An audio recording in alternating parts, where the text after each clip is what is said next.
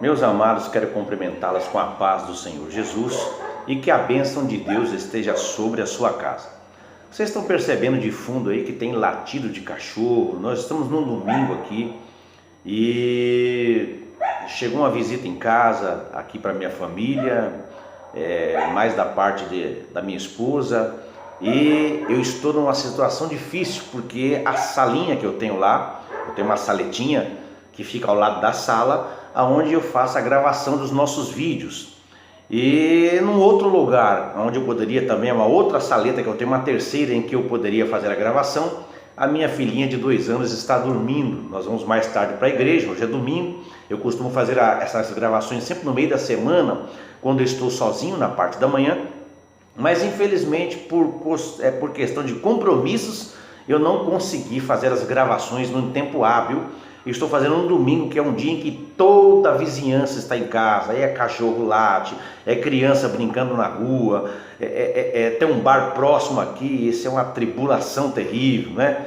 Então, enfim, os irmãos vão perceber que esse vídeo ele vai ter aí uma poluição sonora. Eu espero que vocês compreendam e que isso não venha atrapalhar o nosso comentário bíblico sobre a lição agora desta semana, que é a lição de número 2, o nascimento de um líder profético em Israel.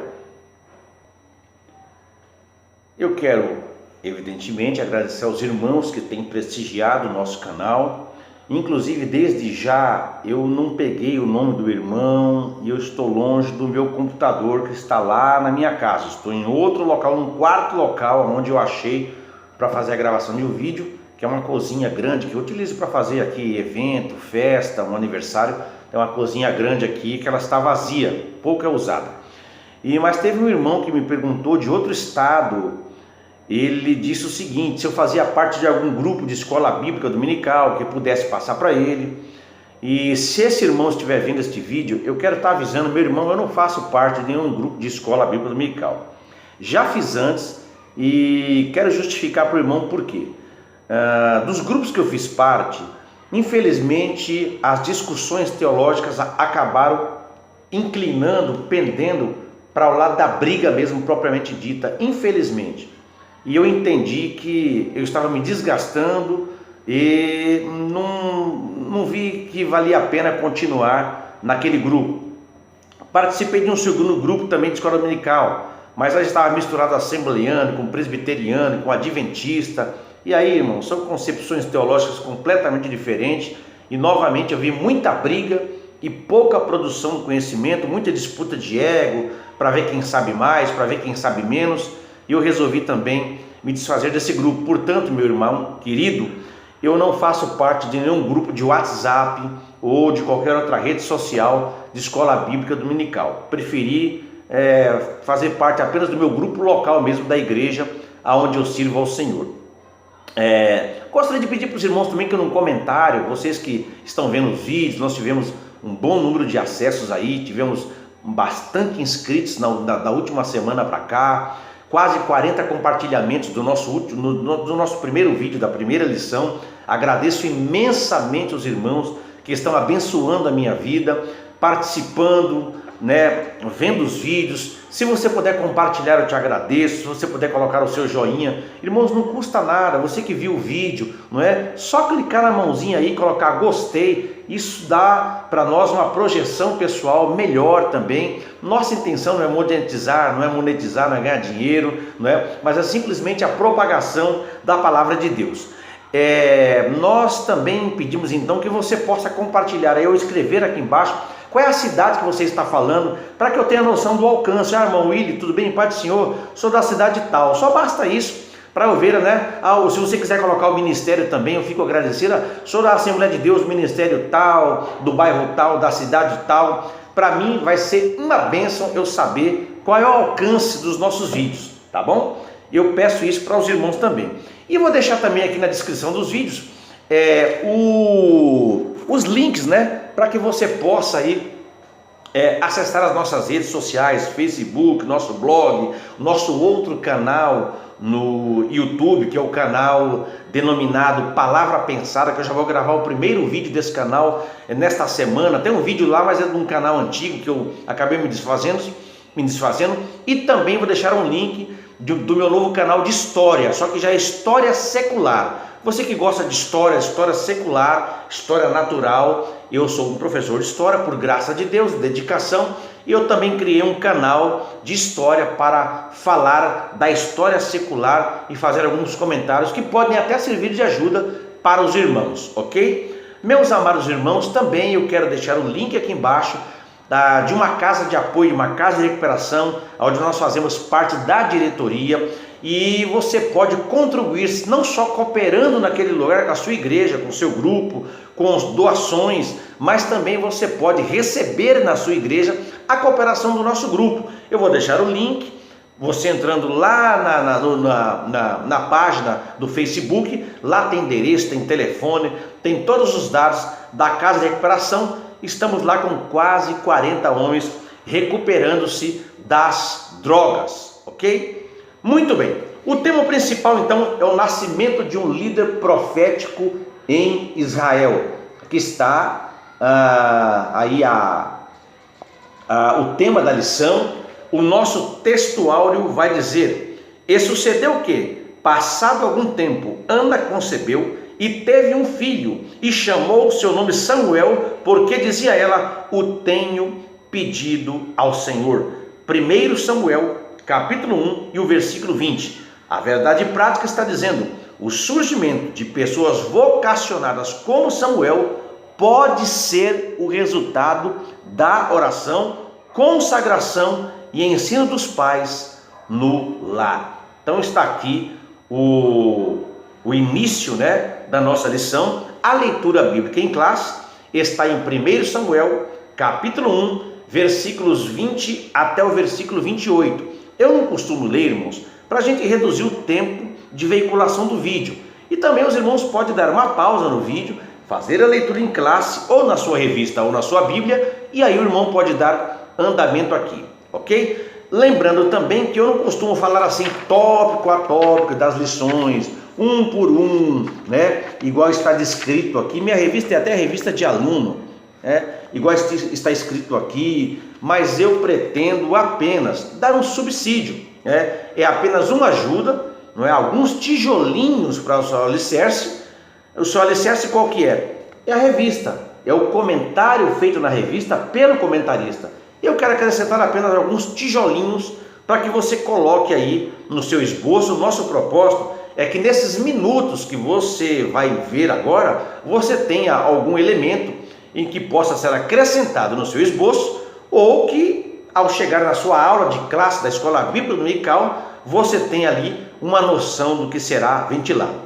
Então, antes de eu comentar a lição, eu quero trazer inclusive o perfil de duas personagens, que é Eucana e Penina. Eu vou abrir aqui em 1 Samuel, no capítulo 1, inclusive nós já vamos para o versículo 19 ao 28, que é o dessa lição, mas no capítulo 1, nos primeiros versículos, você vai ver aí duas personagens bíblicas, lógico que são três, é o marido e as duas esposas, mas eu quero falar só sobre o marido e a Penina, que é aquela esposa que tinha muitos filhos, que tinha filhos e filhas.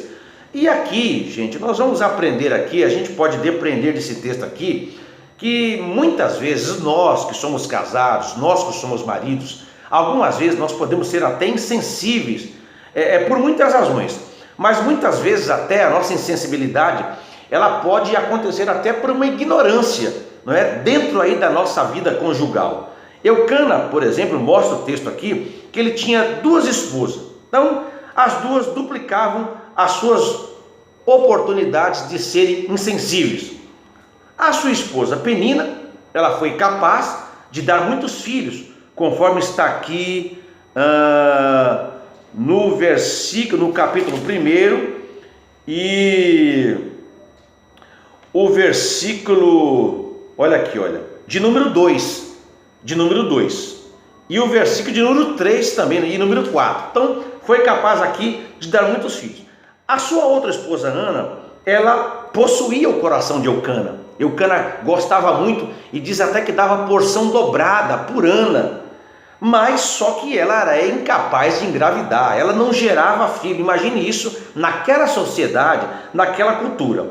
Então a Penina, desapontada pelo fato de Eucana ter mais atração por Ana, e justamente por aquela que não podia dar filhos, dar o prazer a ele de dar filhos, ela desapontada com isso, então ela queria atrair a afeição de Eucana para ela, não é?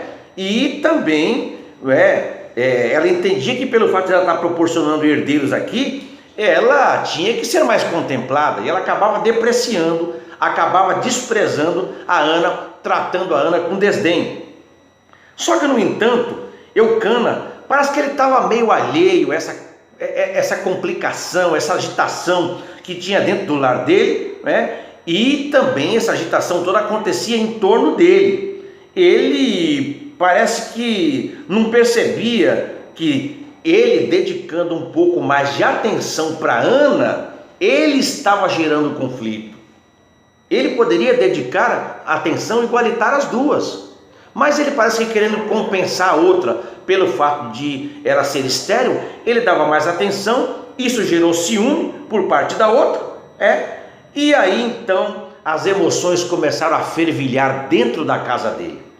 Então veja que ele não entendia que o seu amor por Ana não estava compensando o vazio que estava no ventre dela.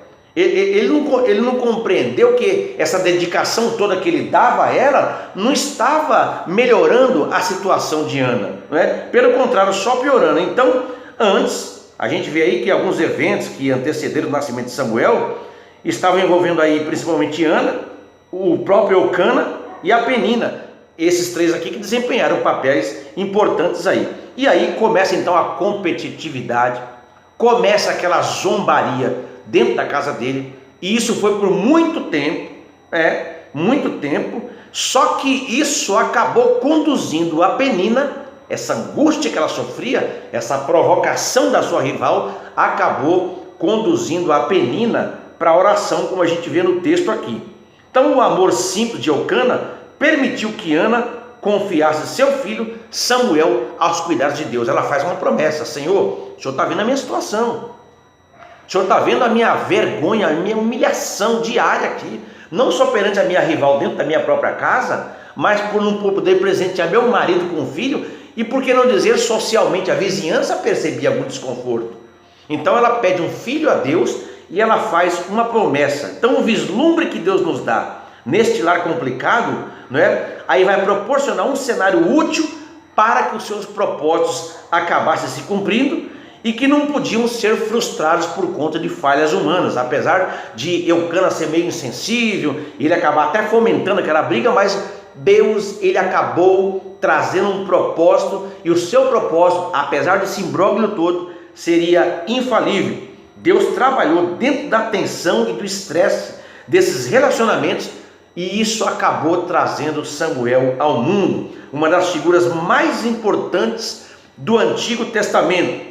Então veja, gente, isso já traz uma lição inicial para nós aqui, não é? Que quando nossos sistemas de relação, do nosso lar, seja na igreja, seja na empresa, enfim, qualquer pessoa que seja próximo do nosso convívio de relacionamento, quando a gente percebe que esses relacionamentos e convívio ele está deformado, eles podem ser recuperados. Então nós precisamos nos lembrar de que Deus é capaz de proporcionar em meio aos conflitos ordem, beleza, mesmo dentro das maiores confusões. Então já começo fazendo essa introdução aqui, que pode ser que o irmão esteja, pode ser que você, meu irmão, minha irmã, que está vendo esse vídeo, está me vendo, esteja vivendo isso. Pode ser que você esteja vivendo uma situação de conflito dentro da sua própria casa, dentro do seu próprio lar, você está angustiado, há provocação, há calúnia, há uma tentativa de desconstruir a sua figura, a sua reputação, mas você pode ser levado com tudo isso à oração, suplicar a Deus por solução, e tenha certeza de que Deus ele pode trazer solução para dentro da sua casa, para dentro do seu lar. Deus pode fazer isso, certo? E tudo isso aconteceu por um fato, pelo fato da bigamia, ou seja, Eucana tinha duas mulheres. E você vai ver pela Bíblia Sagrada, principalmente no Antigo Testamento, ou especialmente no Antigo Testamento, especialmente no Antigo Testamento, que a poligamia era uma coisa comum, né? E o que é a poligamia? Deus permitiu a poligamia na Bíblia, né? Então no texto de questão aqui, volto a dizer, nós tínhamos uma bigamia, porque Eucana tinha duas mulheres, Ana e Penina. Então a poligamia na Bíblia é um assunto que desperta muita curiosidade e dúvida nas pessoas, né? A poligamia é a prática de se ter mais de uma esposa ou marido dentro de um casamento. Nós sabemos que muitos personagens bíblicos, eles tiveram mais de uma mulher, e diante disso, geralmente, vai surgir aí, ou vão surgir, algumas perguntas. Então, primeiro, o que é a poligamia? Como é que a gente vai entender a poligamia dentro da palavra de Deus, dentro da Bíblia? E outra coisa que você pode perguntar: por que é que Deus permitiu a poligamia? Porque homens piedosos na palavra, né, e dentro da historicidade bíblica, eles tiveram mais de uma mulher na Bíblia. Deixa eu centralizar um pouco mais essa câmerazinha aqui, de um simples celular, para ficar melhor. Vamos lá. Primeiro, então, poligamia no Antigo Testamento. Isso é importante, gente, porque inclusive o autor da lição, ele fala aqui no tópico de número, no capítulo 1, e no tópico 2, né? O capítulo 1 é o ambiente familiar de Samuel. Então ele está falando do ambiente familiar de Samuel, tá? Logo abaixo da leitura em classe, você tem o primeiro capítulo aqui, e você tem o subtópico 2. Ele está dizendo aqui sobre a bigamia presente, né? Mas eu vou tratar aqui como poligamia no sentido geral também do Antigo Testamento, né? Então veja que ela era praticada nos tempos antigos, inclusive por homens tementes a Deus, como Eucana, por exemplo, que a gente sabe que esse era um homem temente a Deus. Então, no entanto, a gente vai ver que o primeiro caso de poligamia registrado na Bíblia foi com a pessoa do impiedoso Lameque, né? Logo no começo lá, Gênesis capítulo 4 e o versículo 19, eu vou deixando as referências bíblicas aqui embaixo, se você quiser pausar para dar uma incrementada na sua aula, anotar, pôr no seu esboço. Então lá Gênesis 4,19, a gente vê um descendente de Caim, chamado Lameque, e aonde aparece lá a primeira poligamia.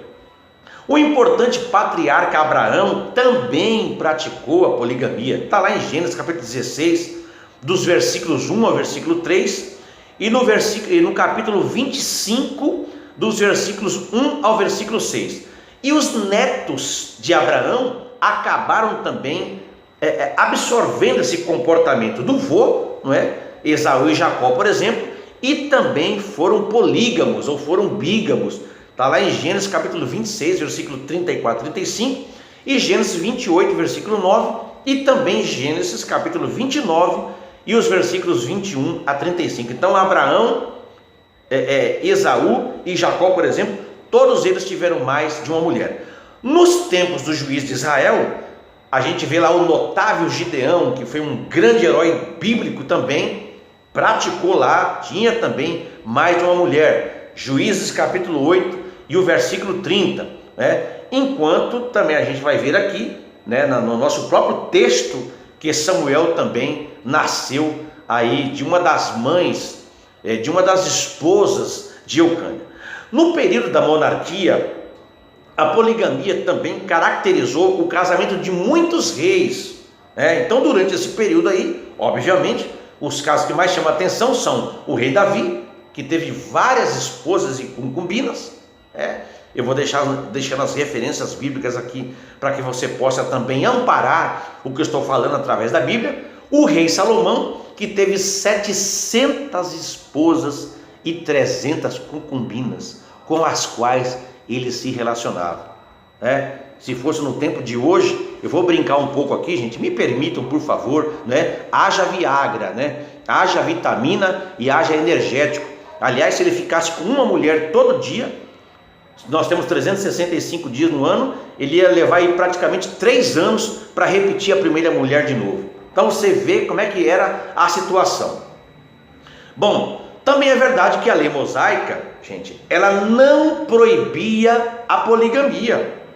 A lei mosaica, ela não proibia, só que ela regulamentava, né? Não era uma coisa assim, de qualquer maneira. Isso está lá em Êxodo, capítulo 21 e o versículo 10. Então essa regulamentação aí, ela tinha por objetivo proteger os direitos e a dignidade das esposas e dos filhos que fossem gerados, não é?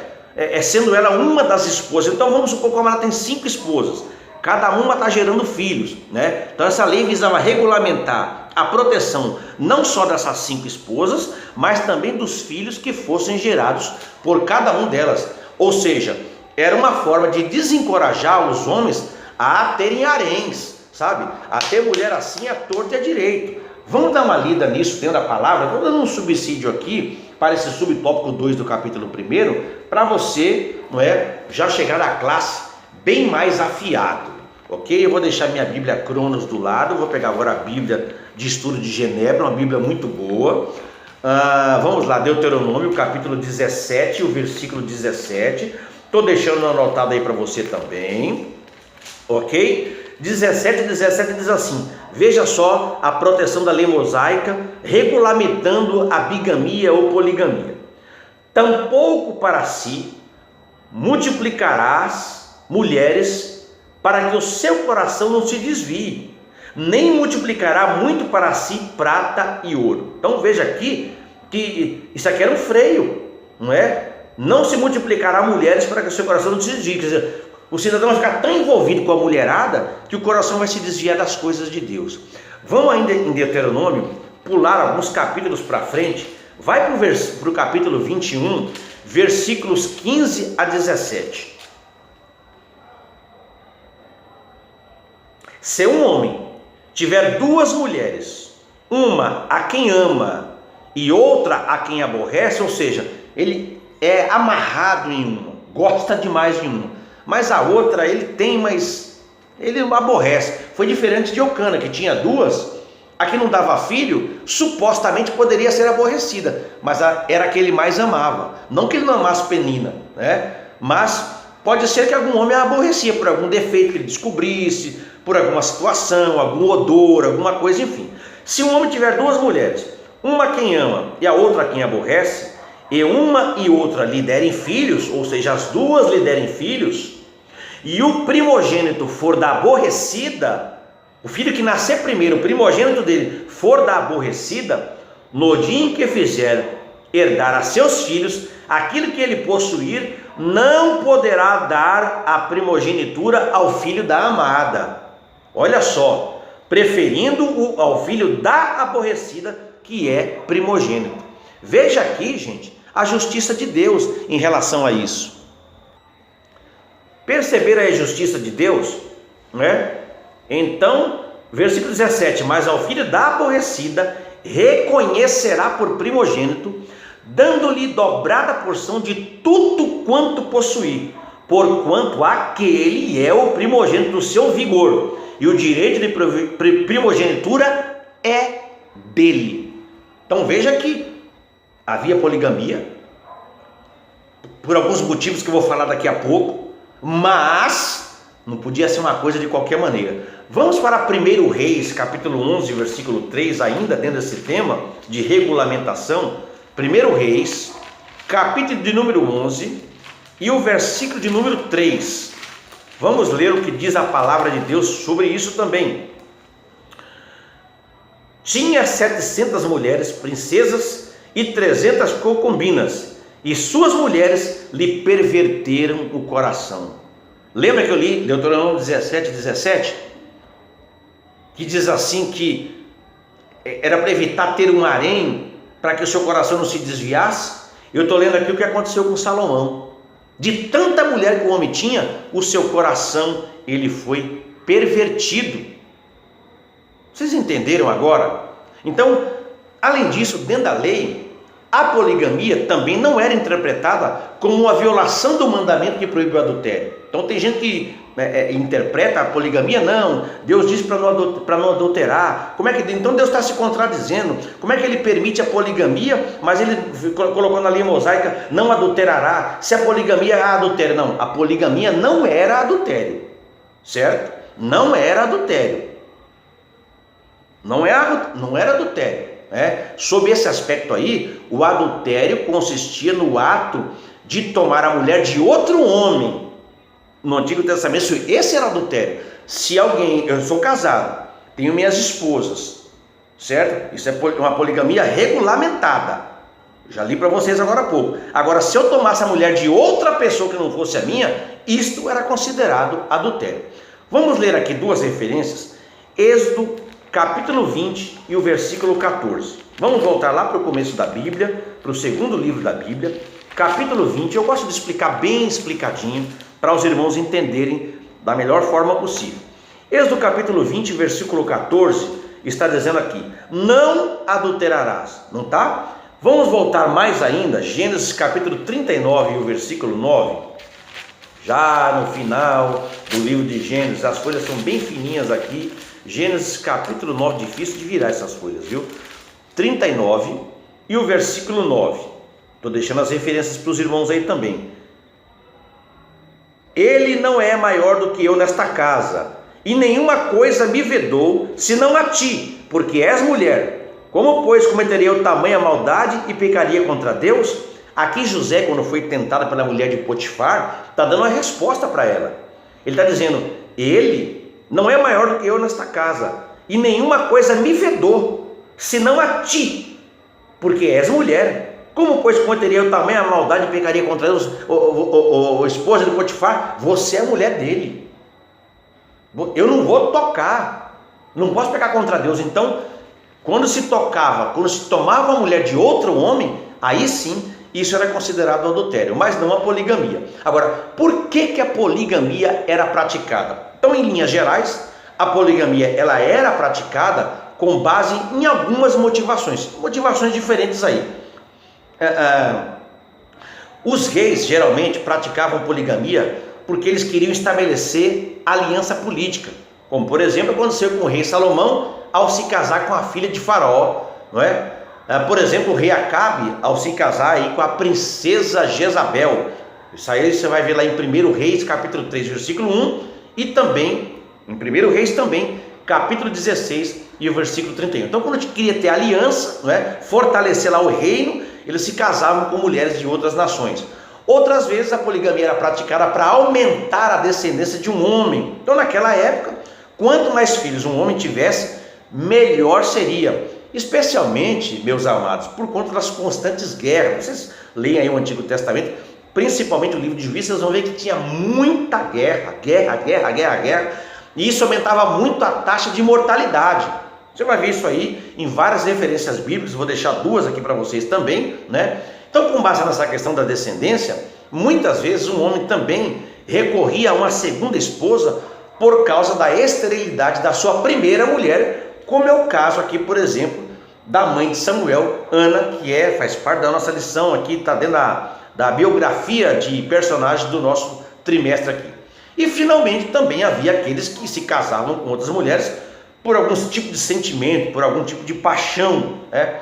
Agora, por que Deus permitiu a poligamia? Primeiramente, gente, é importante entender que a poligamia nunca foi a intenção original de Deus para o relacionamento conjugal. Isso é fato e aqui coloca um ponto. Então, quando Deus uniu Adão e Eva, ele foi muito claro ao dizer, aqui está lá em Gênesis capítulo 2, versículo 24. Portanto, deixará o homem o seu pai e a sua mulher e apegar-se-á a sua mulher, no singular. Ele não disse e se apegar às suas mulheres, ele disse a sua mulher. E serão ambos quem? Homem e mulher, uma só carne. Então observe o uso do singular nessa frase, ou seja, o homem deve se apegar à sua mulher para com ela formar uma só carne e não as suas mulheres. Então Deus deu a Adão uma única esposa e não várias esposas. Além disso, como foi dito, o primeiro exemplo de poligamia na Bíblia ocorreu com Lameque, que era um homem ímpio, depravado, após a queda do homem. Então isso significa que antes da origem do pecado na humanidade não havia poligamia e portanto tal prática teve origem na corrupção da natureza humana, dessa carne velha aqui, né? Graças a Deus a nossa ela foi restaurada por Jesus Cristo. Então, não há nenhuma passagem bíblica que coloque a poligamia como regra para um relacionamento conjugal ao lado da monogamia. Pelo contrário, a poligamia sempre é retratada como uma exceção. Aí você fala, irmão William, mas lá na África, como é que vai evangelizar lá?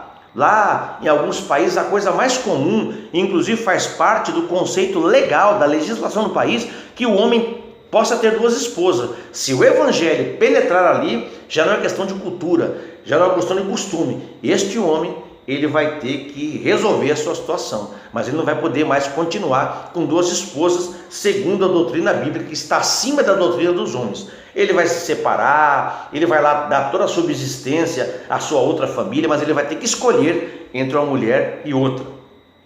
Portanto, o casamento é monogâmico, né, que aparece como padrão a ser adotado, conforme está lá em Provérbios, capítulo 5, versículo 15 até o versículo 20, e também lá no capítulo 12 de Provérbios e o versículo 4.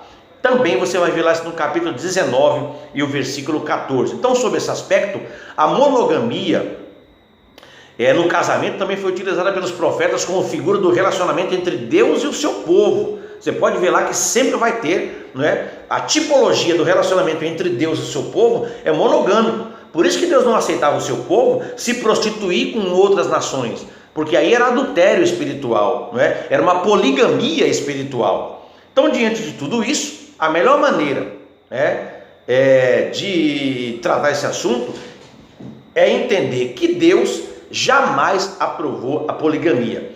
Ele apenas tolerou, ele permitiu essa prática como uma medida temporária por causa da dureza do coração pecaminoso do homem. Então, muitas especulações têm sido levantadas para tentar explicar o porquê de Deus ter tolerado a poligamia, mas as principais delas apontam para o fato de, naquela época, uma mulher que não tivesse um marido, gente, era um sofrimento muito grande, né? Ela estava completamente desamparada. Inclusive, muitas delas acabavam virando escravas, ou elas, para manter a sua própria subsistência, elas acabavam recorrendo à prostituição como meio de sobrevivência.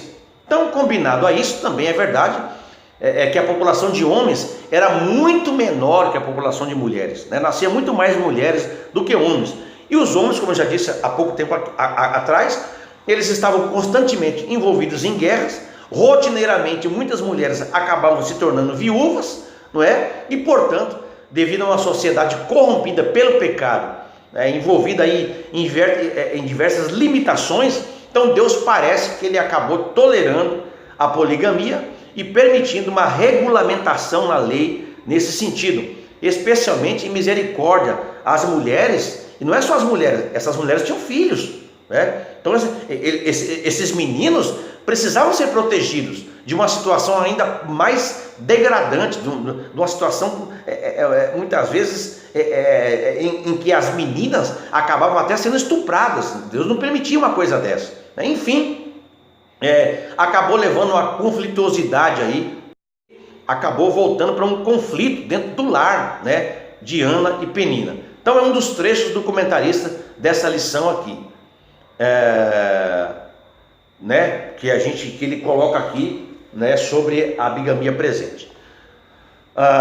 Meus amados, veja que voltando para o que eu disse no começo lá da insensibilidade, da falta de percepção de Eucana, querendo agradar uma esposa mais que a outra, isso acabou gerando um conflito, uma bagunça no lar, né, que Deus depois arrumou. Vamos trazer para os dias de hoje. Quantos lares estão em conflito por insensibilidade dos cônjuges? Aí a gente vai ter pessoas depressivas. Esse número de suicídios que tem crescido aí, muitas vezes são pessoas que estão dentro de um relacionamento que não conseguem mais ver solução, né? Quantas viúvas de marido vivem que o cidadão simplesmente não tem amor mais nenhum pela esposa, né? Elas não têm a quem recorrer. Muitas vezes, para preservar o ministério do marido, elas se calam, sofrem sozinhas. Muitas vezes esses lares vivem dentro de um conflito tremendo, brigas constantes, e as crianças muitas vezes estão presentes e absorvem toda essa carga tóxica. Elas assistem a tudo isso, né? Um ambiente de agressividade constante. Aonde é a nossa primeira igreja, amados? A nossa primeira igreja é dentro do nosso lar. Agora eu fico perguntando, como é que nós vamos cultuar a Deus se eu estou em litígio, em confusão, em briga, em desavença, em diferença no meu lar? Aí vamos todos à igreja para um culto de domingo à noite. Como é que vão esses corações? Você percebe que a igreja acaba ficando doente com tudo isso, né? Aqueles cultos amarrados. Às vezes você percebe que o Espírito Santo ele até pode agir de forma individual, mas de forma coletiva parece que há estamos arrastando uma bola de ferro no pé, preso numa corrente. Muitas vezes são lares em conflitos que trazem esse peso espiritual. Então é bom que a gente memorize o que está lá em Tiago capítulo 1, versículo 5.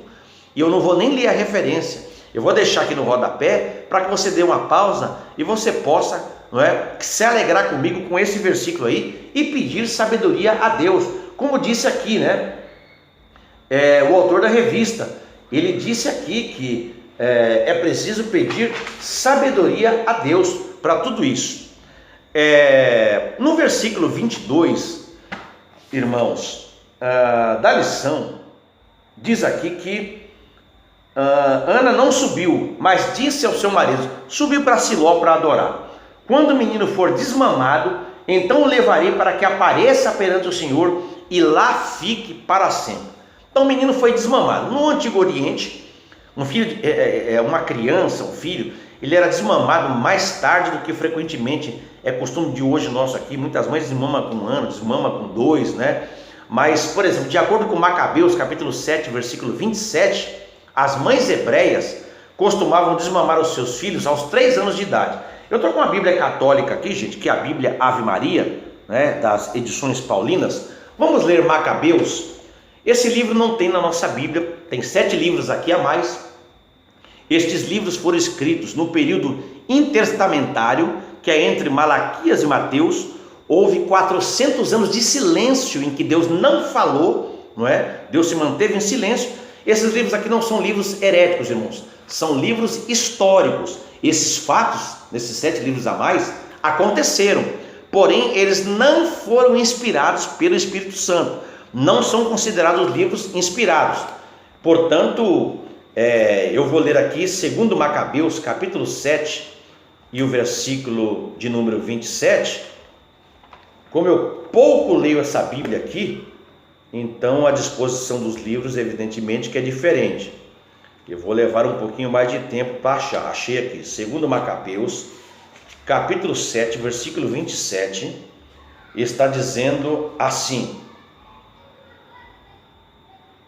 inclinou-se sobre ele e, zombando do cruel tirano, disse-lhe na língua materna: meu filho, compadece-te da tua mãe, que te trouxe 9 meses no seio, que te amamentei durante 3 anos, que te nutri e te conduzi e eduquei até esta idade. Então, aqui, por exemplo, Macabeus está mostrando aqui que era um costume das mães hebreias, não é, amamentar durante 3 anos. Como Samuel ficaria para sempre na presença do Senhor, é provável, isso é uma especulação teológica, é provável que Ana tenha prolongado o período de desmamar o Samuel para uma idade aí um pouquinho mais avançada, de 4 a 5 anos. Mas isso não é bíblico, não. Estou aqui falando sobre costumes e possibilidades teológicas. E falando de costumes, né, culturais, então é provável que o desmame tenha sido celebrado como uma festa. Era costume, quando desmamava o menino, se dava uma festa. Um exemplo disso está lá em Gênesis capítulo 21, versículo 8, quando Isaac foi desmamado, né? No versículo de número 24 da revista diz: e havendo desmamado, o levou consigo com 3 bezerros e uma éfa de farinha e um odre de vinho, e o trouxe à casa do Senhor a Siló, e era um menino ainda muito criança. Segundo Números capítulo 15, versículo 8 a 10, Números capítulo 15, versículo 8 a 10, você vai ver lá que para se cumprir o voto, deveria ser acompanhado pela oferta de um novilho, farinha e vinho. Só que, vamos ler, é bom que a gente leia. Números capítulo 15, versículo 8 a 10. Vamos ver a generosidade de Ana. Números 15, 8 a 10. Olha só.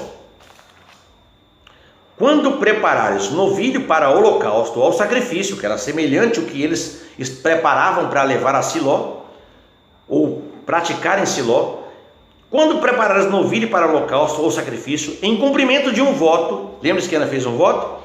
Ou um sacrifício pacífico ao Senhor, com um novilho, trarás uma oferta de manjares, de 3/10 de uma éfa de flor de farinha, misturada com uma metade, guarde isso, irmão, metade de um hin de azeite,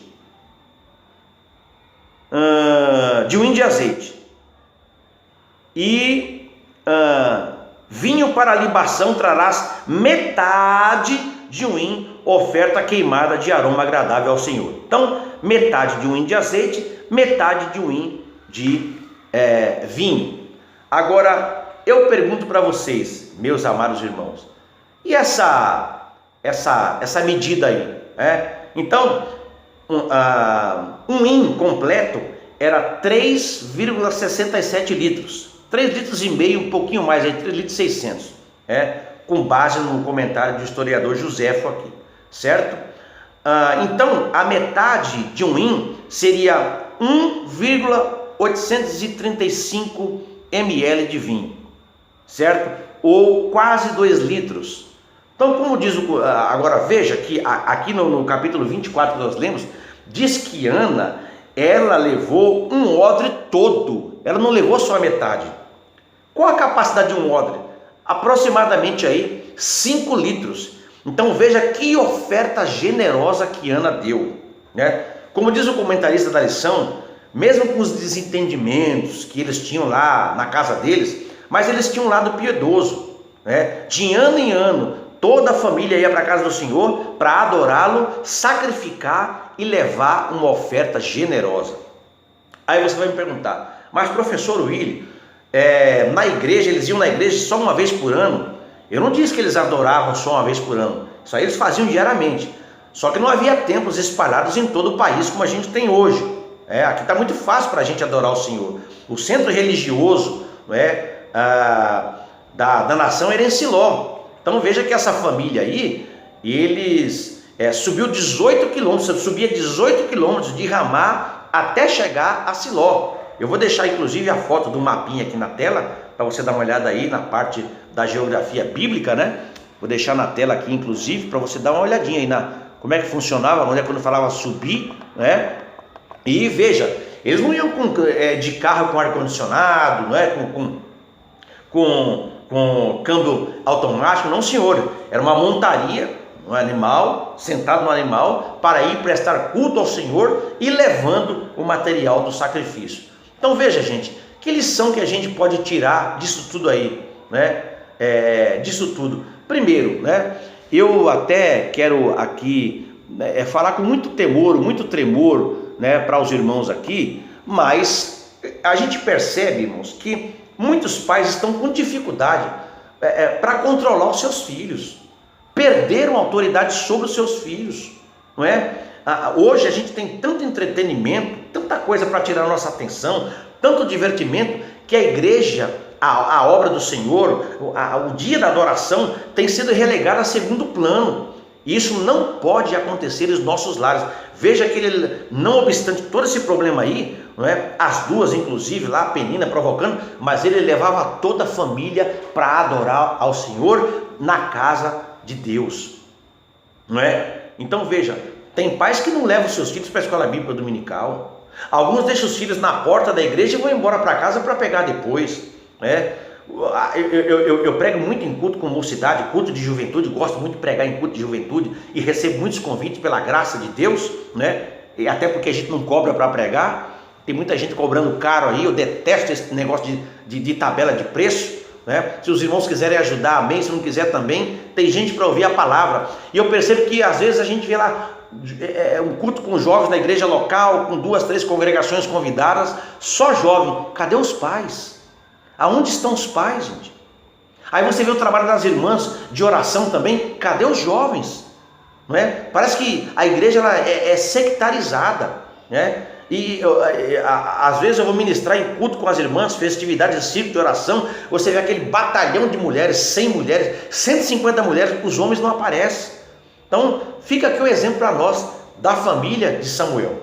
Agora, uma das coisas que me chamou a atenção também, irmãos, foi a força de Ana. Quanto tempo essa mulher suportou provocações? Porque na revista, aqui, vai falar sobre, no capítulo 2, Samuel, né, o fruto da oração, aqui, ó, ele vai falar sobre a humildade de Ana. Ana, no tópico 2, Ana é a sua amargura de alma. No tópico 3, o pedido de Ana. E a gente percebe aqui uma mulher extremamente forte. Suportou provocações. Não sabemos, irmãos, por quanto tempo, mas foi por muito tempo. Porque no versículo 2 do capítulo 1, fala que Eucana tinha 2 mulheres. Aí no versículo 3 do capítulo 1, você pode ver lá que fala que em todo o tempo essa mulher ela era provocada o tempo todo. E você percebe aí que vai falar que ela tinha filhos e filhas, né? Então, ou seja, Samuel ele teve vários irmãos que depois nem são citados na historicidade bíblica, e irmãos por parte de pai. E veja o detalhe no versículo 6 e 7 do capítulo 1 de 1 Samuel. Olha só, dá uma olhadinha na sua Bíblia aí. A sua rival a provocava excessivamente para irritar, porquanto o Senhor lhe havia cerrado a madre. Então não era também uma esterilidade natural. Deus havia fechado a madre. Foi Deus quem promoveu tudo isso, gente. Olha que detalhe. Mas para que lá na frente a glória dele viesse na vida de Ana e do seu filho Samuel. Isso pode estar acontecendo com você. O próprio Deus está permitindo, Ele mesmo criou uma circunstância para que você seja abençoado lá na frente e o nome dele seja glorificado. Versículo 7: e assim eu fazia ele de ano em ano, e todas as vezes que ela subia à casa do Senhor, a outra a irritava. Ou seja, no caminho para a igreja, no caminho para a adoração, a outra perturbando. Como é que Ana conseguia adorar desse jeito? Ela só chorava. Gente, há pessoas que acham que o forte é quem agride, é quem ataca, é quem calunia, é quem difama. Não, o forte é aquele que suporta, calado. Não é ser bobo, não é você tomar pancada e não falar nada, não é isso. Mas existe circunstância, situação que é só Deus para resolver o problema.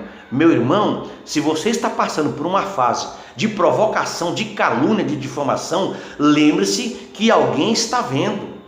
E o que vê não tarda em fazer justiça, ainda que pareça tardia. Qual foi a recompensa de Ana? Irmãos, Ana teve um filho. E este filho, ele foi um dos maiores profetas de Israel depois de Moisés, um grande vulto, certo? Então veja que depois Penina desaparece da história bíblica, os filhos dela nem nome têm, e aí a gente vê Samuel por toda a história até o capítulo 25, certo? Muito bem. Também é falado aqui que Samuel, ele era um menino que foi dedicado a Deus. Está no capítulo de número 3, certo? E o subtópico de número 3 também. Diz que Ana dedicou Samuel a Eli para o serviço do templo, devolvendo-o a Deus Todo-Poderoso. Ou seja, nós entendemos que Samuel era um nazireu ou nazarita.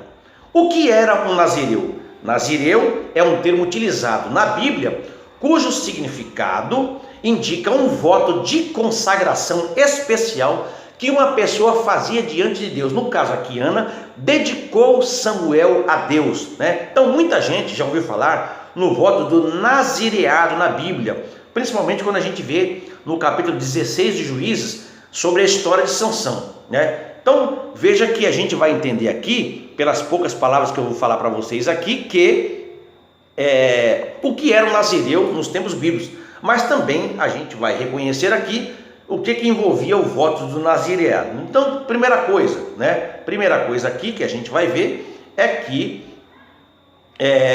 nazireu significa consagrado ou separado. É isso que significa nazireu. Porque muita gente confunde nazireu com nazareno, gente. Não façam essa confusão aí, tá? Nazareno foi Jesus. Jesus nasceu em Nazaré e por isso ele era nazareno. Jesus não era nazireu, Então veja que nazireu é um nome ou um termo utilizado para se referir a uma pessoa que estava presa a um voto especial. Então geralmente esse voto aqui, ele era feito voluntariamente, ele compreendia um período de tempo para que fosse cumprido esse nazireado aí. Só que a gente vai ver aí que, entretanto, que tem umas referências aí em que os pais consagravam os seus filhos ao nazireado. E eu estou procurando aqui uma referência bíblica, na internet, para ver se eu consigo achar. Aqui achei, olha, Juízes capítulo 13, eu estou com a internet ligada aqui no computador, que está na minha frente, Então, a gente vai ver lá em Juízes capítulo 13, até o versículo 16, que é a história de Sansão, mas especialmente no capítulo 13, esse que eu queria achar aqui. E você pode ler lá depois, mais tarde, ou mais para frente aí. Então, a palavra nazireu, ela significa consagrado, separado, Essa palavra vem do hebraico nazir, que deriva da palavra nazar, que significa separar, consagrar, ou então se abster, se distanciar daquilo que pode contaminar. Então, o hebraico nézer também é uma outra palavra parecida, significa diadema ou coroa de Deus. Vamos juntar tudo aí, nazireu ou nazir, separado, que se abstém, que se separa, semelhante à palavra nézer, diadema, ou seja, muitas vezes era aplicado aos cabelos compridos, que um dos votos do nazireado era não cortar os cabelos. Então, como é que era de fato aí o voto do nazireado? Então, quando se consagrava um menino ao nazireado, ele tinha que cumprir aí uma série de restrições. Se você ver o capítulo 6 de Números, gente, eu não vou ler agora, porque eu já estou com 51 minutos de vídeo, eu não quero tornar cansativo, e também eu quero estabelecer o limite de no máximo 1 hora aí. Mas se você puder dar uma olhadinha no capítulo 6 de Números lá, tá? Eu vou até colocar na internet aqui, deixar aqui, mas se der tempo eu leio, Mas vai registrar aí um tipo de legislação completo do nazireado. Então tinha que se abster de vinho, não podia cortar cabelo, não podia se aproximar de cadáver, Enfim, depois você dá uma lidinha lá, e quando terminava o período do voto nazireu, ele tinha que obedecer então a um procedimento especial. Nesse procedimento aí, diversas ofertas e sacrifícios tinha que ser oferecido, depois ele tinha que rapar a cabeça, queimar os cabelos sobre o altar. Aí todo esse processo aí, ele era devidamente levado ao efeito pelo sacerdote, conforme lá, eu achei a referência aqui, olha, Números 6, 13 a 21, tá? Aí depois que cumpria todo o voto nazireado, aí ele ficava livre do voto. Então, eu estou passando para os irmãos aqui, para que os irmãos possam aí depois estudar com um pouquinho mais de calma. Aí tem diversos sites na internet que falam sobre o que era o nazireado. Então, de forma resumida, é possível dizer que diferente dos outros votos, conforme eu estou vendo aqui em Números capítulo 6, ele implicava numa consagração total a Deus, Então o corpo do nazireado era separado completamente para o serviço santo, que é o que Ana fez aqui, oferecendo Samuel à casa de Deus. Então veja, gente, o profeta Samuel, ele não é chamado explicitamente de nazireu, por exemplo, no texto hebraico do Antigo Testamento, mas tem sido aceito pela maioria dos teólogos, dos estudiosos da Bíblia, que ele de fato foi um nazireu, E essa conclusão a gente vai apoiar principalmente na descrição que Ana fez acerca do voto que ela fez, doando Samuel. Em 1 Samuel, por exemplo, capítulo 1, versículo 22, que é o que está na lição da revista aqui, você vê que ela trouxe o menino a Siló, e ele deu para Olá perpetuamente, certo? Perpetuamente. Deixa eu, inclusive, até salvar aqui, gente, esse trecho aqui, porque eu quero estudar com mais afinco, que para mim foi muito interessante mesmo. Eu quero estudar com mais afinco isso aqui, e eu quero separar, vou inclusive até colocar aqui numa folha à parte, para que eu possa, aí, muito bem, mais tarde estudar melhor, que eu quero tirar uma mensagem aqui desse texto. Meus irmãos, muito bem. Então, Samuel, para nós concluirmos aqui, foi devolvido ao Senhor, né? Gente, essa devolução aqui, ela foi de natureza, não é? Porque, veja, foi um objeto pedido a Deus.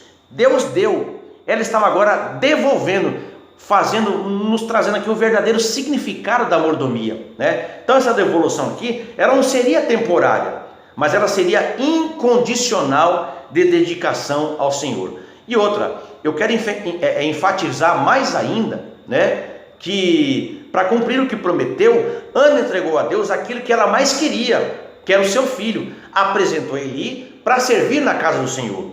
Quando ela dedica o seu filho a Deus, Ana estava dedicando toda a sua vida e futuro a ele. Então, pelo fato da vida de Samuel ter vindo de Deus, Ana não estava realmente dando o seu filho, ela estava devolvendo a Deus, pois foi Deus quem tinha dado para ela em primeiro lugar. Então esse versículo, gente, vai ilustrar, né, os tipos de dádivas que nós devemos ofertar a Deus. Veja, gente, vamos trazer para os nossos dias de novo, para a nossa realidade, né? Será que aquilo que nós estamos dando a Deus não custa nada, custa pouco, ou realmente estamos sacrificando ao Senhor? Por exemplo, você vai à igreja só aos domingos, tendo tempo de ir na semana?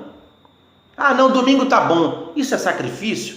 Ou seria o resto, né? E a contribuição? Você dá só aquelas moedinhas de 10 centavos, de 25 centavos, troco que sobrou da padaria da feira? Ou você realmente dá uma contribuição generosa para a casa do Senhor? Você está presenteando a Deus com a sua vida, ou então só com lembrancinhas?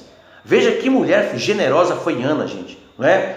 Então, e Elcana também, né? Então, por fim, é provável que Samuel tivesse no mínimo, não é, 3 anos de idade, voltando lá que eu tinha dito antes lá, quando ele foi entregue, não é? Talvez um pouquinho mais aí, muito menino mesmo, não é? A mãe não teve nem tempo de curtir direito o filho, quando ele foi entregue ao tabernáculo, e ela disse: ao Senhor o entreguei. Então, Ana estava dizendo que ele estava dedicando Samuel ao serviço de Deus por toda a vida dele, né? Obviamente, gente, né, para concluir aqui, ela não se esqueceu do filho tão desejado, né? Ela visitava regularmente a cada ano e inclusive levava uma túnica pequena para ele. Ele ia crescendo, ela ia costurando uma túnica maior. Você vai ver isso lá em 1 Samuel capítulo 2, versículo 19. Aí depois, nos anos posteriores, né, Samuel viveu em Ramá, está lá em 1 Samuel capítulo 7, versículo 17, que era a cidade natal dos seus pais. Ele voltou para Ramá, ficou próximo da mãe dele, a mãe dele teve o prazer de ver o filho já homem, servindo ao Senhor, um grande profeta, né?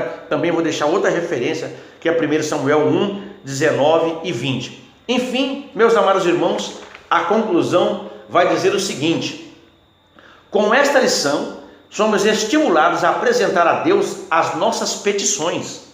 Uma vez abençoados, voltarmos à sua casa, conforme o exemplo de Ana, para agradecê-lo pelas orações respondidas. Tem gente que recebe a bênção, esquece de Deus, se envolve tanto com a bênção, nem conta o testemunho na igreja.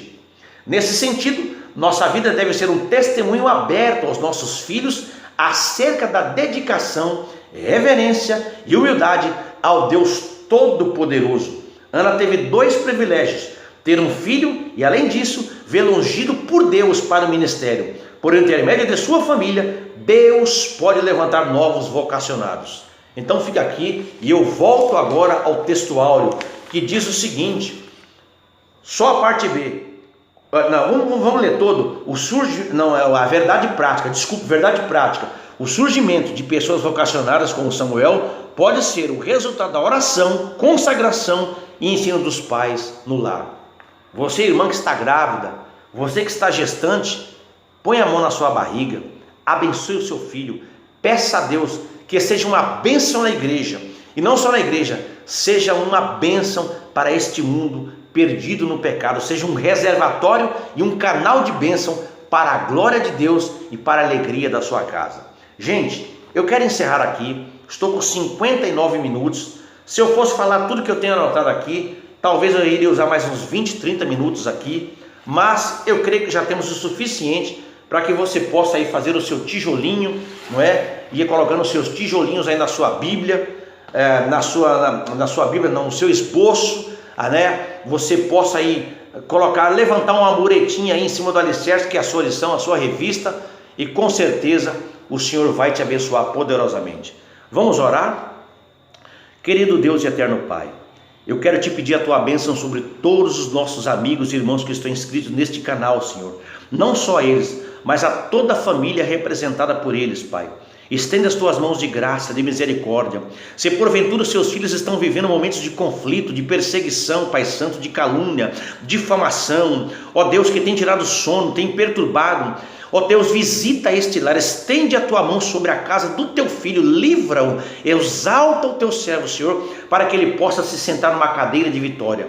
Ó Deus, a todas as nossas irmãs, ó Deus, eu te peço que elas possam ter cada vez mais sabedoria na criação dos seus filhos, Pai. Se porventura tem um filho problemático, um filho que tem promovido tribulação, tristeza, Pai, alcança este jovem, alcança esta criança, Pai. Ó Deus, toca no coração para que eles possam crescer no temor da tua palavra. Ó Deus, e o teu filho possa dizer, a tua serva possa dizer: eu e a minha casa servimos ao Senhor. É a bênção que eu peço em nome de Jesus. Amém. Meus amados, abraço a todos. Deus abençoe a vida de vocês e não se esqueçam de continuar abençoando a nossa vida, curtindo, comentando, compartilhando aqui em nosso canal. Um abraço.